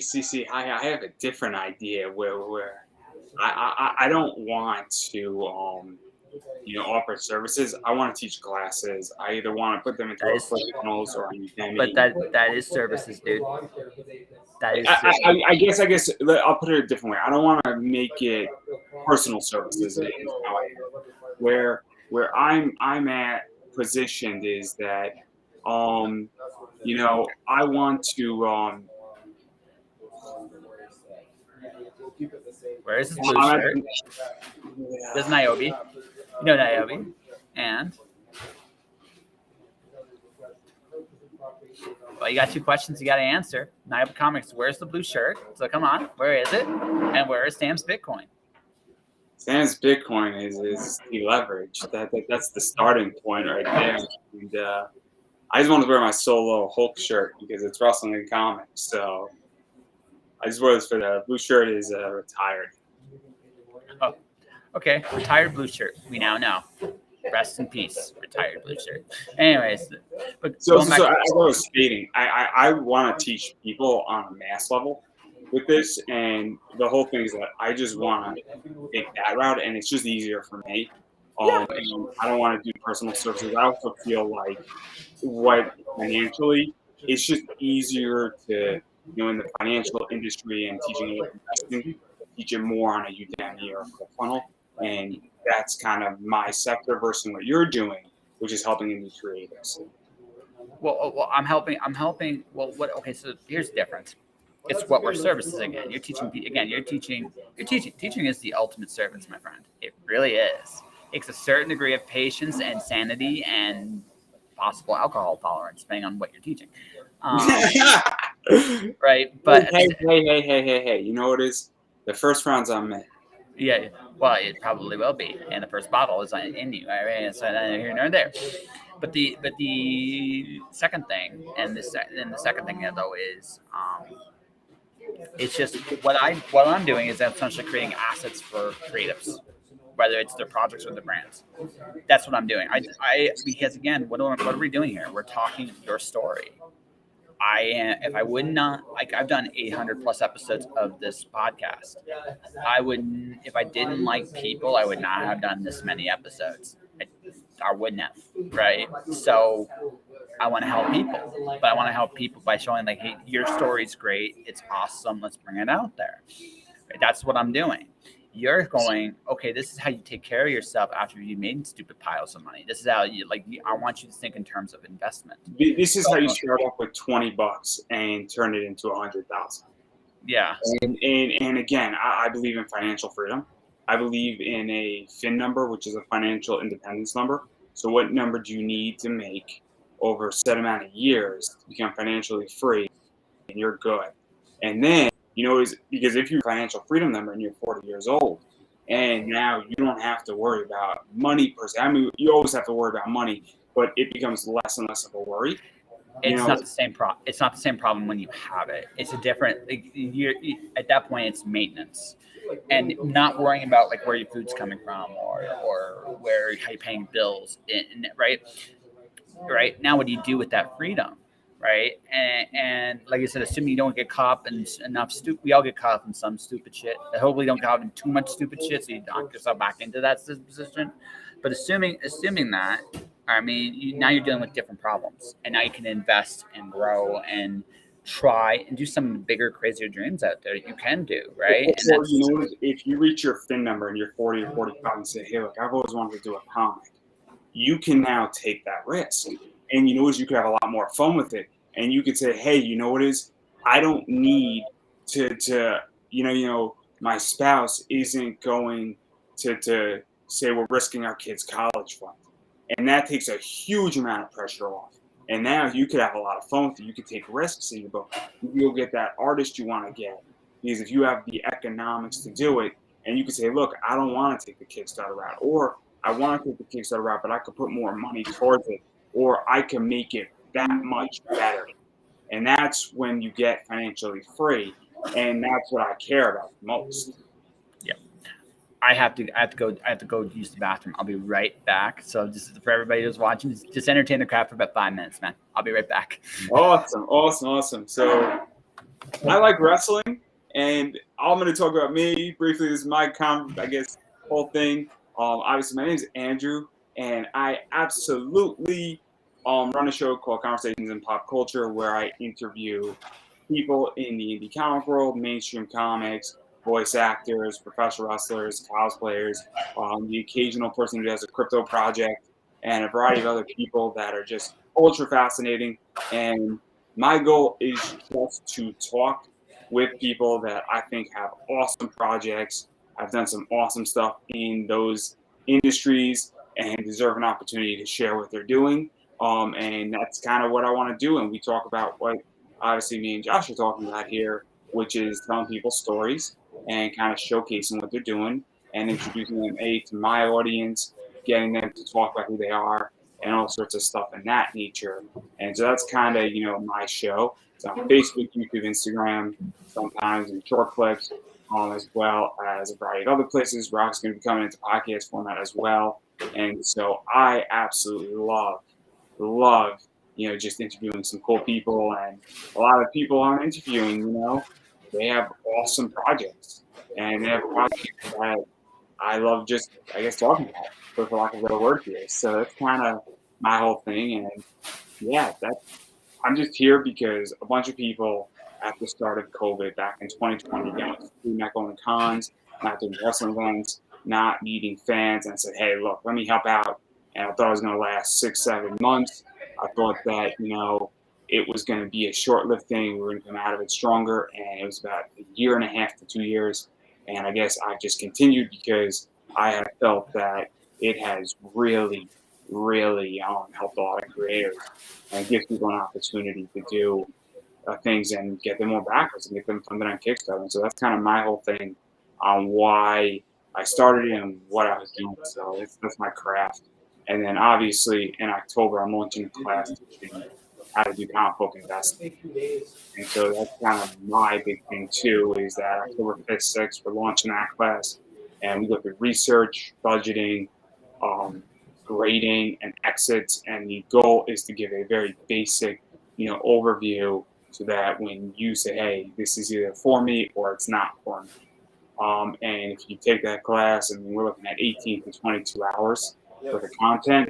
I don't think anybody's ever done a class like that in that realm, as intense as I'm doing it. And it's an intense class, and it's a lot of information. And my goal is to keep it as economical. And I got about 14 other classes that I'm building outside of this one on top of it. I'm talking about this sector because, again, I've been a comic book investor for almost 14 years now in some capacity, and I have a lot of knowledge. And I believe that people can, when they have more knowledge, they can become better educated, and it will be better off for the entire industry so that people know how to do this and, really give people, hey, I can do this. And, one of the things is that this is alternative investing, for $20 and make a bunch of money. So that's kind of my entire craft. There we go. I'm back. I feel better. Sorry, coffee just hits you like a diuretic. It just hits you like a freight train at this time of day. So that's what happened there. It's like, okay, I gotta go. There's no way around that. I know. Last night I went hard, and let's just say that when you go hard and you're going to the bathroom, and my bathroom is like legitimately 25 feet. It took me like 15 minutes. I was that out of it. Okay. Wow. And I didn't think I went hard, guys. I didn't think I went hard. I was not on anybody's stream for a good reason. I had a really good day. I had a bucket list interview yesterday. On a personal level that I did. So I was celebrating hard. Yeah. So that's hey man, congrats on your hard day or your successful day. You might appreciate who was on. You might appreciate it was Megan Hollinshead, who is Nurse Joy, the original Nurse Joy from Pokemon. So every once in a while, right, you get somebody like, how did I get here? You ever have one of those interviews like, it's not about the money at that point, right? It's how did this happen? And then with obviously, I mean, you know what happened today in the anime world, right? Yeah. No, it's just that one of those. Okay, so for me, all the time. It's. I feel honestly, genuinely very blessed that the guests I do get to come on the show, like no matter what level, like sometimes you forget how amazing some of them are, and you have them, and you're like, wow, you did this really cool thing. Why am I talking with you? How did you come here?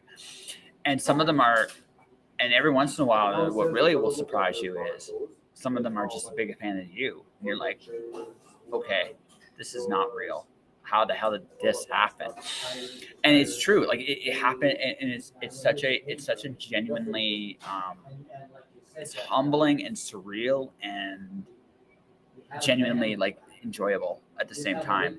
I don't feel that way about every guest I have, but at some point, like, so there's one particular person I know who's an animator for like a major studio, and she actually went to me, I want to work with you someday. I'm like, okay, that's humbling. Like what do you say to that, right? And that's a great thing to have, right? And those are these things that remind you that this journey's worth it. Like this journey's legitimately worth it. See, what's shocking for me is that I'll just ask somebody, and usually I sometimes ask, hey, you know what, say yes. And they're like, oh, I don't get asked, and I'm like, what? How did this occur? And also, you know what is the best piece of advice that I've ever gotten, and I think we spoke about this last time. There's a two-letter word that somebody could say to me, and it's no. And guess what? No is not mean. No is saying, hey, look, you're not interested right now. And then I say, hey, look, no worries. I'll circle back and maybe you'll have availability. And then you guys circle back 4 or 5 months later. And sometimes it works. And it's only happened once where I just say, hey, no worries. And then somebody like wrote it back and asked an email to me. I'm like, okay, maybe somebody's having a bad day, you know. But out of 400 interviews, it's happened once, which is not the norm. I've gotten yeses from #1 New York Times bestselling authors, people like animation studios, people like you just ask, man. Sometimes you just get exactly what you want. Sometimes you get my favorite story about this, ironically enough, VCon, Vancouver, British Columbia. I was supposed to interview the head guy there, the featured guest of honor. It just so happened that was the weekend of the Aurora Awards. And as I was getting my Aurora pin, this guy by the name of Spider Robinson's coming by the door. It's like, hey, Spider, come on in. I actually gave Spider Robinson his little, I was the one that pinned Spider Robinson, which is kind of like surreal. One of those little like, okay, that was a cool moment. I met Spider Robinson, and then I went to his Beatles concert. So the next day, Spider is checking out of the hotel. He's going home. I'm like, okay, fuck it. I got to ask. If the worst he can tell me is no. The guy that was the guy that was there had a really bad day. I had bad experience at the con. Some of it was the con's fault. Some of it was his, but some of it was the con's fault. And I was like, okay, right? So I go to Spider. Hey, Spider, I can do a show. Would you like to come on it? He gives me his phone number, his email. I get the conversation of a lifetime just because I asked. And like I said, for those people that don't know, Spider Robinson is a legendary science fiction. Like you talk about sci-fi people you want to read, that's a guy you should read. Also, journalists and I get and I get a story of a lifetime about his dinner at the White House, his wife, and finishing a Robert Heinlein novel, finishing the last Heinlein novel. Wow, right? Just because I asked. That's My favorite story is, and it's Canadian, which is cool. It's Lufisto. Lufisto is a very female wrestler, and she basically fought the Canadian government to allow women to fight men in the ring, and she won. So mhm. you're talking about somebody who's been in the industry forever. She's regarded as like the best female wrestler ever. Um, and so she had an issue with CCW, and she made a video, and she said, and then I reached out to her 4 years before, and she said, I'm not doing interviews anymore. I was like, okay, cool, no worries.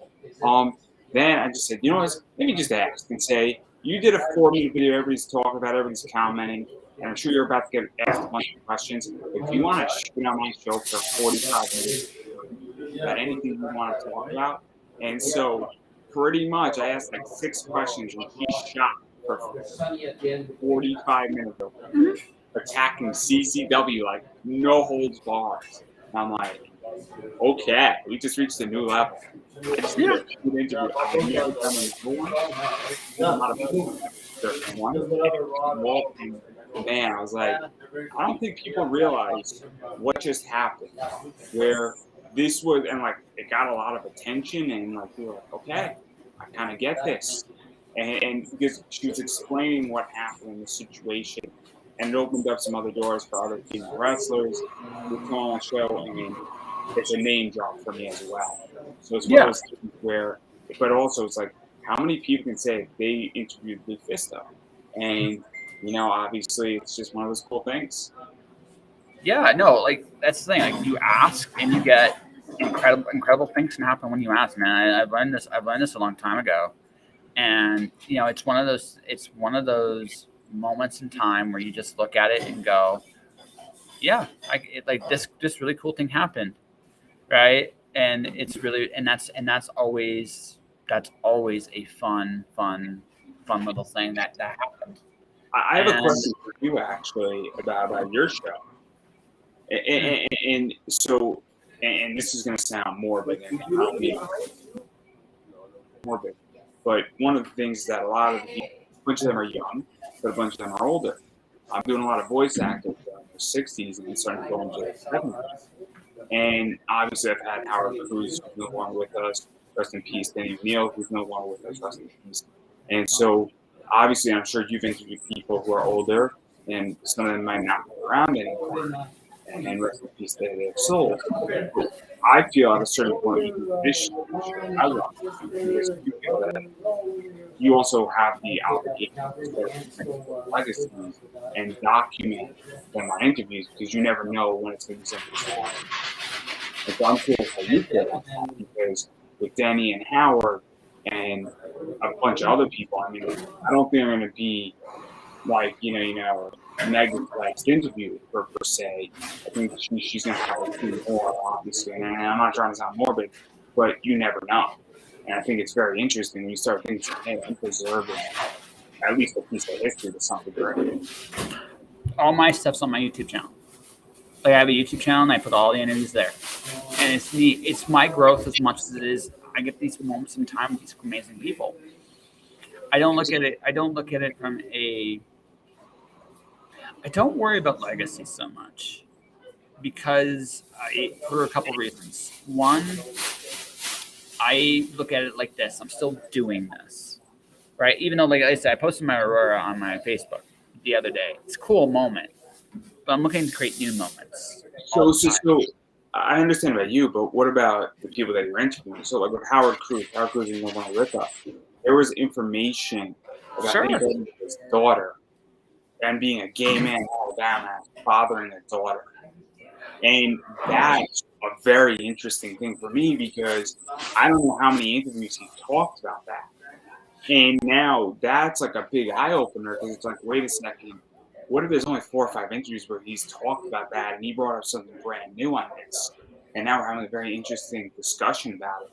And I feel like as an individual, like, man, this is a primary source that he's created, and this is like a legacy type moment, not for me, but I'm preserving his legacy. So that's how and I don't know if you even think about that because it opened up my eyes, and somebody just opened up my eyes with that. I'm like, wait, now I had to stop and think about a month, kind of figure out and come to this conclusion a little bit. So I don't. Again, same thing though. It's not about legacy for me. It's about trust. I had a gentleman come on my show and talk about his PTSD for the very first time. He was a cop, a nurse, and a firefighter. He had seen a lot, and he just hit his limit. And he could no longer do what he was doing anymore. That's an honorable. Again, he trusted me enough to come on his show to talk about that. I had Christina Z come on my show, talk about like fetish and kink, and compared it to hockey. It's a cool conversation, but it's like not something I'm sure she normally talks about. I had Spider Robinson talk about his wife, the fact that he missed her, the fact that she was gone, and how he was going on. That was years ago. I've had the interview I remember the most. The interview I absolutely remember the most is one of the ones I do is about that kind of thing. Author by the name of John Mapen. He was having a really bad day when we started. I asked him, "Why do you call your book Rage?" And he tells me. 2 minutes into the interview, we're talking about the fact that he had just found out, like when he wrote this, that his father had a half brother he never knew about for 40 years. That was literally the first answer out of the interview. That's what started. It's like, whoa, right? So I don't look at it from legacy in the sense I'm preserving history for sure. I look at it more though from a point of view of trust. I'm looking at the fact that everybody that is on this show can come here and talk about anything they want. That if that is the legacy with it, and you get conversations you don't necessarily always get anywhere else, right? That I'm proud of. And I guess if that's my legacy, I'm good with that. I gave people the freedom to be who they are. And that's that. And people trusted me enough to come on their show to be who they are. That's the important part to me. The rest of it, how I'm remembered, how they're remembered, how I can't control that. I can't. There's no point in worrying about it. I can only control what these conversations are, which are moments in time. This conversation with you is different than the last conversation I had with you. And then when you come onto another show, that conversation will be different as well. Right? Yeah. So and that's it. That's all I worry about. Oh, I definitely agree. Which that I am very different than the last time I was on. Yes. Technically, this is the third time I'm on, but we don't count the first one. Yeah, well, whatever. It's all good. But yes, the thing is, I don't worry about legacy. I worry about what I'm doing right now. Tomorrow I'll do something else. Tomorrow I have another guest. Someone I've never had on the show, actually, is going to be my guest tomorrow. It's going to be really cool. Those are the fun ones, right? When you meet somebody new for the first time. Absolutely. I like the balance I have. I have a pretty good balance of people I've never met. 800 episodes in, I'm still meeting brand new people. I'm also some other people that have been part of the show for various times have come back in various points as well, which I think is really, really cool. I have both, and that's a really cool thing. So I get to see someone's story evolve, but I also get to see, brand new people, so I can learn different things that way too. I'm very blessed with the show. I don't even deny that. I'm very blessed. It's just how I'm blessed is very, very different than, again, I don't worry about legacy. I worry about me. I worry like the guests in that moment in time. And that's cool. And I'm glad I had the opportunity, just like I've had the opportunity with you for 90 minutes. Yeah, no, I'm happy because I don't do media all that much anymore. It's just something that it's weird because I'm not a comic creator, and that's the whole thing. I do some financial stuff on other shows, but I don't play around much in comics, and at least not yet I don't. And I like being on your show a lot. Well, thank you. It's different than mine. It's a lot different than mine. Oh, it's the opposite of yours in some ways. It's like, hey, what do you want to talk about today?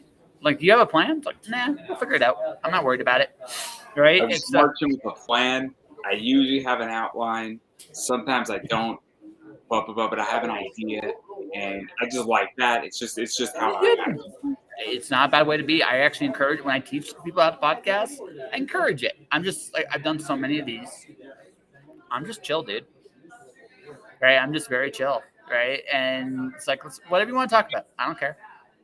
Oh, that. I mean, I wish I could do that. Like, it's Yeah. not my style. Like, Yeah. it would stress me out so much. And one of the things, and we spoke about this the last time, where if you're brand new to this, you need an outline. Even Sure. if you don't use it, it's always helpful. Because if you have an outline and then you just have 10 bullet points, you're gonna be fine for the most part. After about 10 episodes, it's gonna take you about 10 episodes to get comfortable. For most people, I feel maybe more, but the idea is that. But yeah, I wish I could do what you do, man. I'm just not that type of person. I'm just not. I got a lot of practice. I have a lot of practice of it. So I just figured this out. It's like, I'm cool. We'll talk about anything. Even if I'm out of my element, I'll learn something, right? And that's how I look at it, right? So I mean, no. It's whatever. I mean, it's for me. It's what I feel comfortable, and then my outline is jumping off point, and it's just who I am, and it's how I feel comfortable. Also, I don't know how to say Japanese names, so I actually write them in like pronunciations. Like you know how on like websites like they tell you how to say the name. That's how I write certain characters, so I could at least get close. yeah. And as for me, I have again, this again, maybe why people are so trustworthy in me too. I'm pretty easygoing. I'm not afraid to make mistakes. I'm not afraid to, I'm just me. And that's why this show has lasted as long as it has, and vice versa. And your show will last because of how you do it too, right? Everybody's got Yeah, their own yeah, way. yeah, yeah. I'm a bulldog too, and you know what it is. It's I'm just trucking through it, and you know what I find is that there's always at least 3 guests to find every week, and sometimes there's more, sometimes there's less, but it works, and people like it, and I'm actually finding, and I'm curious how you are viewing things where. I'm finding that the guest quality in the last year for me in my season 3 has increased dramatically. And I don't know if it's because I've become more selective, if I actually started looking at who should be on my show, or who's asking.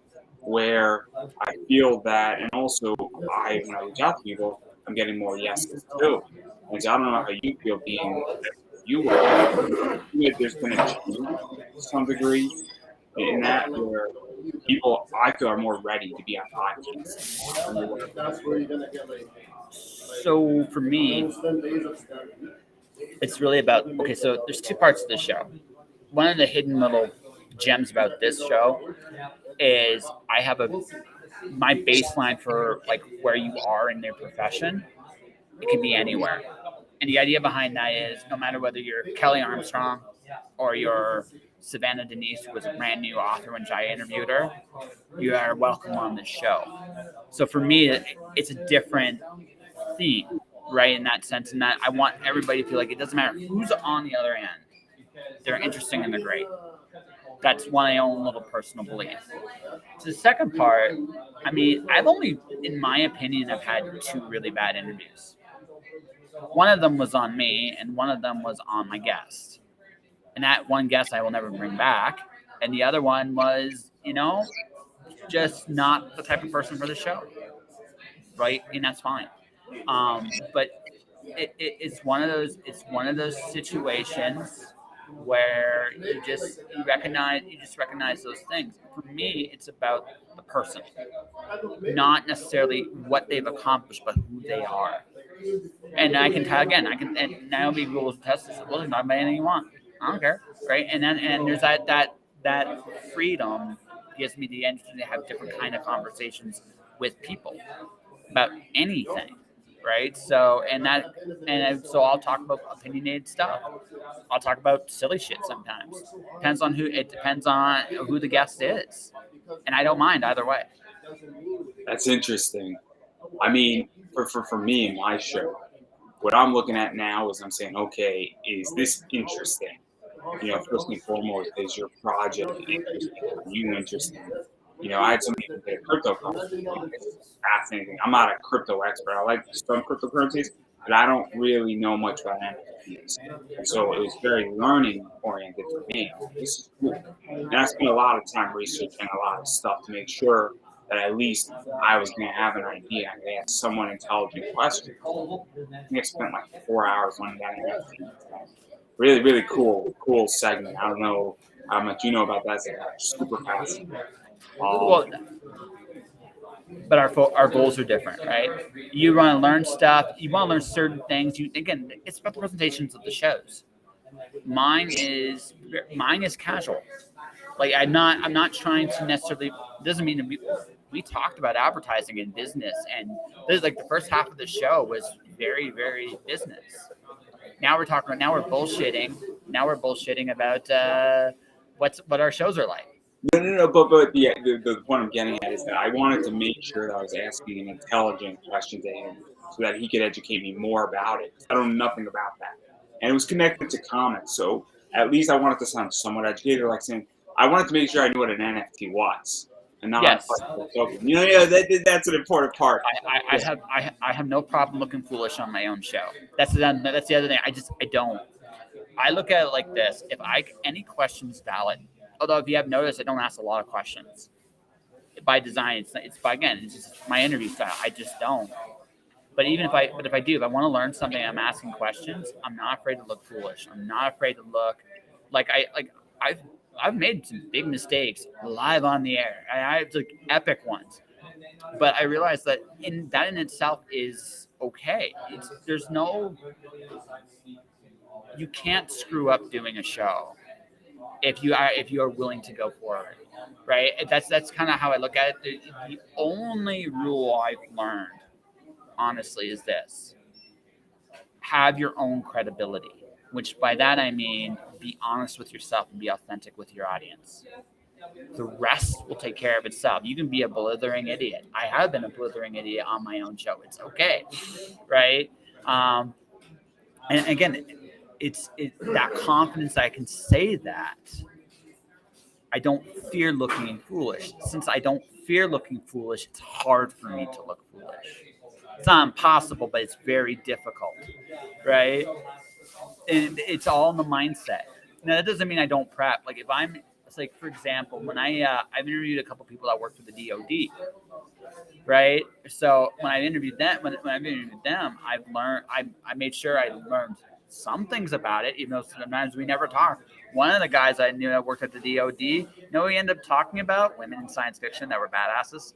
That was what we talked about. It was great. I had a lot of fun with that conversation. The other one is he's a legendary science fiction author. He also works for the government, and it's very fascinating to hear his perspective on things. Smart guy, very smart guy. But again, I don't fear looking foolish because I am foolish. We all are. I'm just honest enough to acknowledge it, and I'll go in sometimes being open-minded, and also again authentic. No one's gonna mind answering a question if you're genuine. It's when you're being a deliberate asshole when people get really annoyed at you. Yeah, that's true. That's true. Yeah. I agree with that. I mean, look, I just prep up because I want to know who I'm speaking to some degree, and that's just how I feel. And, I'm like, hey, when I'm interviewing a voice actress or an actor, I want to know what roles they did, things like that. Mm-hmm. Oh, when I interviewed J.M. DeMatteis, I interviewed J.M. DeMatteis on the show. I read everything. I mean, I got his whole backlog. I read a whole bunch of stuff because I thought for him, he's always asked about Craven's Last Hunt. It's a great story, but he's done way more cool shit, right? And so I did Greenberg the Vampire, which a lot of people don't know he did. He did that. He did some of his other stuff. It's like, this was really cool. I don't mind. Again, I do research, but I'm also, I think it's because I do so many of these. Sometimes I just go into it, it's like, we'll just talk. Like I have that I have enough confidence in my own big mouth that I can get by with any conversation, right? I did, right, I love that making you laugh with that. It's true. I have enough confidence in that, but I mean, I should probably, if I'm being honest, I should research the touch more than I do, and I'm just being very honest with that. And it's a fair criticism, by the way, right? It's totally a fair criticism, but at the same It's time, one of the things that I've learned is that early on in my career and year one of this show, which was 2 years ago, and there's been interviews where I didn't let it breathe. And so I've learned as a person, and I took honest assessment, and so did my mom when she was listening back to, and she gave me a fair criticism, is that you have to let the interview breathe a little bit. And so I try to let it breathe. Now I understand sometimes you have a guest that needs to be pushed. I had a guest just recently that it needed to be pushed, and it wasn't his fault, but he's just new to the game. It's all right. This was his first interview ever, and he needed to be pushed. Understanding that, and steering it and putting the bumpers on is very helpful. But I try to give people, and so I mean that it's very important. But unless you've done this enough, and I think you would agree with this, right? You don't know where to give breathing room and where to push. it's not always about pushing them. It's about figuring out where to break their ice. I had one guest, and you can hear it in the interview. About first 20 minutes, we're kind of sizing each other up, just sizing each other up. How you doing? It's good. It's a good interview. It's not like we're being confrontational. It's just we're not sure.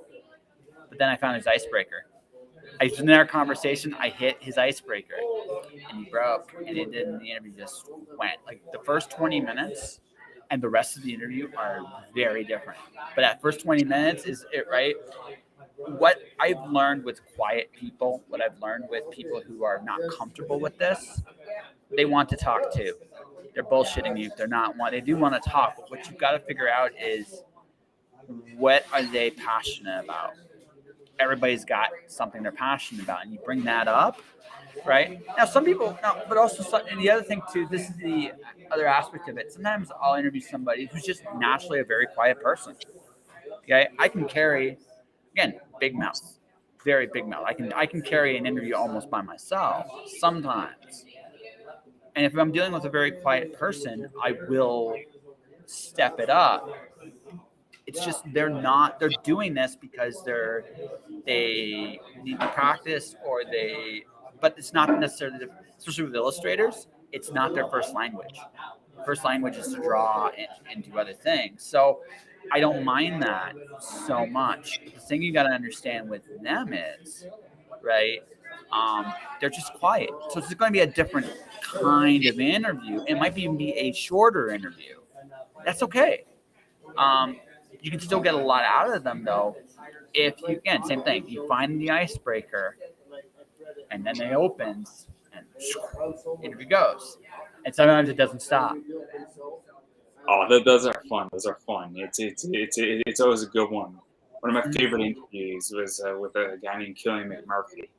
I wanted Killian as a wrestler. This is how this thing went. This is like it's great, and I took the L on it, but it was a great interview. I wanted to talk about wrestling. He wanted to talk about Sonic the Hedgehog. We didn't talk about wrestling. Yeah. No, it's never Sonic the Hedgehog. Right. I just did Topher Thomas. We ended up talking about Superman. I'm cool with that.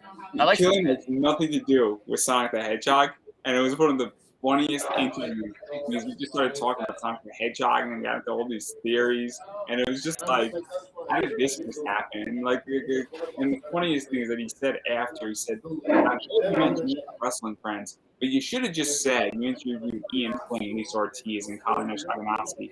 Ian Flynn wrote Sonic the Hedgehog, a bunch of it for Archie and now for IDW, and Lisa Ortiz and Colin were involved in the video. He's like, you should have just opened up with that. And like, and then I just started laughing in like the middle of the interview. I'm like, if I knew that, man, if I knew that, like. Yeah. Again, this is why. Again, I'm pretty easygoing about the conversation, right? This is the advantage to my style. It can go anywhere. It's fair game. Don't matter to me, right? What do you want to talk about? You want to talk about Ninja Turtles? Okay, let's talk about Ninja Turtles. You want to talk about glitter? Okay, let's talk about glitter. I want to talk about the shootings. Okay, we'll talk about the shootings. I don't care, right? And I say that in like not in like a negative way. I say that in like I want to get the most passionate, the best interview I can out of you. So we're going to talk about the shit you care about because that will bring out your best qualities. And that's something again. I figured that out about 8 years ago. Like it took me a while, and I interviewed people for like 10 years prior to that. So I mean, it's not a skill I got overnight. Once I figured it out, hence why the show can go anywhere it wants. That's what I Yeah, wanted to do. no, I agree. I agree. Where obviously finding what people care about matters. There's a reason why when you have a voice actor who's done all these legendary roles, you talk about the legendary roles, but also sometimes I also figure out the smaller roles that it's great, like the one I just did about Nurse Joy. There's all these other roles. She's like, oh my gosh, she's like, you're the only person who knows that show, and like I knew I hit a gold mine, right? Yeah. Like, Like there's benefits to research, right? And that's the biggest benefit is you can find those little, because especially if you're talking about actors, there are roles they thoroughly enjoyed playing that no one talks to them about, and then there are roles, and then there's the role they're promoting, which is something you have to bring up because that's why they're here. But again, the stuff that there are sometimes I think every actor's got this is they got a role they really love that no one cares about really much but them. And if you can find what that is, oh, they love you because that's something they really put a lot of work and pride into, right? They don't mind what they're famous for, but it's that like again knowing that dedication. What again? That's the advantage of research. I mean, Finding I'll what give you an example with John Cena. So John Cena does a few interviews every once in a while, some interviews on a big podcast or something. And they always ask about wrestling or they ask about the movies that he's doing or like the show he's involved or coming back to wrestling and stuff like that. But every once in a while, somebody will start talking about cars with him. He's a huge car guy. And you could see his body language changes because that's what he loves. John Cena, for those who don't know, he has a big car collection. We're talking about like a Mussolini Lamborghini. He had one of those like 200, like Ford, thing that was like a super rare car that he's I think he has a few Ferraris. He's got some other cool stuff and stuff that may or may not be on the street per se. But the idea is that if you actually know a lot about cars and you bring it up, you're going to have a very interesting conversation. And again, that's where research I think is very important because I guarantee you most people do not speak about cars, and that's a problem. And so I think that's what it is. And like, I have plenty of interviews like with voice actors where you get like 4 or 5 roles that nobody talks about, but that's their favorite roles. And you could see their eyes and like, man, it's a game changer. Yeah, no, everybody's got that, right? Cena with his car stuff, I couldn't do a car interview with John Cena. But the other thing, I couldn't. I just don't have the knowledge base for it. But what I could, even if I did research on it, I would only last about 5 minutes. You say, right? That's being honest, right? It's not the kind of interview I could do with John Cena. What I could do with John Cena, though, I love my favorite interview with Cena is actually Chris Van Fleet. Did an interview with John Cena around WrestleMania time. And it wasn't really about wrestling, it was about life. A lot of life lessons, right? John Cena loves to motivate. I could do a motivational interview with John Cena.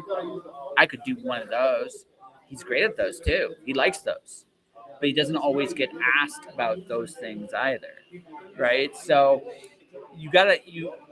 the other thing you gotta realize too, and this is where research can only take you so far.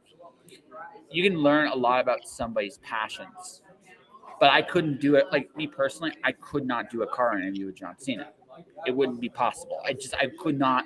I could do a good 5-minute car interview with John Cena. That's all I can do. It's not my thing. I have faith in you, Josh. Don't cut yourself short. No. I'm not cutting my own. No, it's because there's a certain point where the authenticity goes. I could learn about cars with John Cena. I'm thinking clearly. Yeah, but I'm just being honest with the audience, right? It's not about.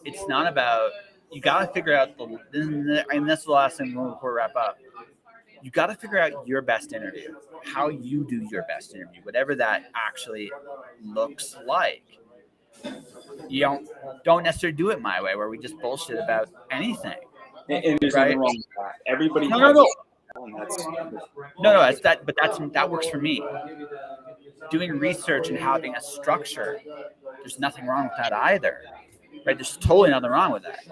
But whatever it looks like for you in terms of what it takes, a good interview often reflects the person giving it as well. Again, I could not do a car interview with John Cena, but I could do a motivational one, right? Right? I could do one of those because it's more me. You got again, everything goes two sided. Now, I couldn't necessarily do. Actually, I'll tell you who's actually someone I really want to interview because I think it'd be a lot of fun. Brock Lesnar. I would love to. I would love to get. I love the crack of Brock. I would think he'd be fun. Right? Even if it's only like that might be a 5-minute interview, depending on his mood. But whatever. I think I'd have fun with that. That'd be very interesting. I want to crack at the Miz. I think that guy is such a good heel. Miz is cool. I think Miz is very underappreciated, honestly. But and it fits his character to some degree too. So I think he does that on purpose. But no, very. I mean, he could be a very motivational story in his own right, actually. Wrestling wise, the guy I want to interview the most, besides Brock, I would be very fascinated to interview. I would either Chris Jericho, because I think of everything he's done, or Steve Austin, because I think again, me and Steve Austin would have. I think I'd have like that one. I don't know if that would be a serious interview, but that'd be a lot of fun. Have you tried his beer yet? No, not yet. Not yet. It's a good one, man. I enjoy it. I'd give it like a 4.5 out of 5. Oh. It's a weird IPA where it's a little bit like an IPA, but it's a little bit lighter than I guess sort of. I'm trying to think of like a standard IPA without my head. So it's lighter than a Dogfish Head, and it's not as bitter, and it's also a little bit more, I guess. I'm not saying lighter, and it's What's the percentage of alcohol on it? 6.6 or 6.7. Honestly, around that realm. Good, because it has to be, or else I wouldn't touch it. It doesn't. If you have 2 of them, you'll feel it a little bit in like an hour and a half. That makes sense. If you're drinking it slowly. I think you underestimate Canadian beer, my friend. I think you do. Our average beer is that. That's our average. Not our like excessive. That's our average. Right? Not right. I'm just saying it sneaks up on you. Is all I'm saying. Oh no, it might, but for me, it'd probably be more like 3 or 4. Yeah, because it's just like one of those. How do I put this? We're Canadians. We really like to drink. It's not a joke, right? It's just like I said, our alcohol content on average is higher on average. Talk to Chuck sometimes. Like Chuck will tell you the same thing. It's like, oh yeah, it's just a normal beer for him, right? So yeah, but that all said, Andrew, good luck on your course. Like, you know when that's going up? We're 25% done, recorded it so far. Super excited, and I just want to teach people how to do this, and my goal is to make it as affordable as possible. Cool. How can people find you? Well, people can come bother me. Obviously, Andrew Mecha Davis on Facebook. You can say hi there. I'm pretty open to that. You can DM me on Twitter at Pop Anime Comics. You can hit me up on Instagram at Pop Anime Comics. You hit me up on my Facebook page, Pop Anime Comics, YouTube, my Pop Anime Comics. And pretty much anything that's Pop Anime Comics is mine. My show is right. In pop culture. Yes, I believe that is my Instagram, so you hit me up there. Yeah, so Pop Anime Comics, wherever social media you want to look for him, you will find him. Unless I owe you money, and if that's the case, I'm going to quietly walk away as if I broke something in a store.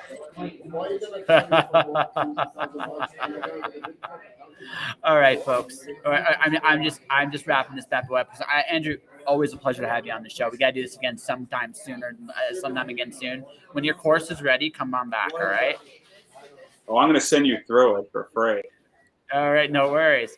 Once again, folks, this podcast is sponsored by Subscriptions to Bane, and the Kickstarter is going on right now. Click on that if you want to actually support me and the stream. Just give it a little click there. That would be wonderbar for me and everybody else.